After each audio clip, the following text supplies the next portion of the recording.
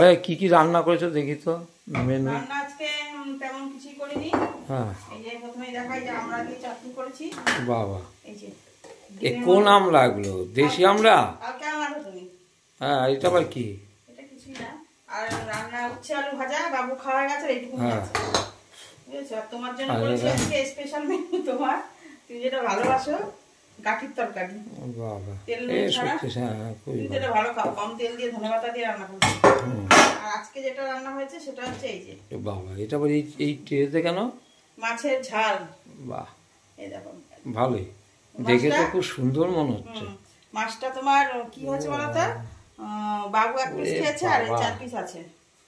দেখে তো বিশাল মনে হচ্ছে গো। হ্যাঁ, বাবু খেয়েছে যেহেতু সুন্দর করে, তখন বুঝলাম যে মাছটা ভালো। ভালো। ও যদি ভালো না হতো খেতো না, পাতে রেখে দিয়ে চলে যেত। আচ্ছা, এমনই ব্যাপার, যদি ভালো না লাগে রেখে দিয়ে চলে যাবে, ভালো হলে খেয়ে নেবে। তাই? তাহলে আমি বুঝি যে ভালো হয়েছে। আচ্ছা আচ্ছা, ভালো।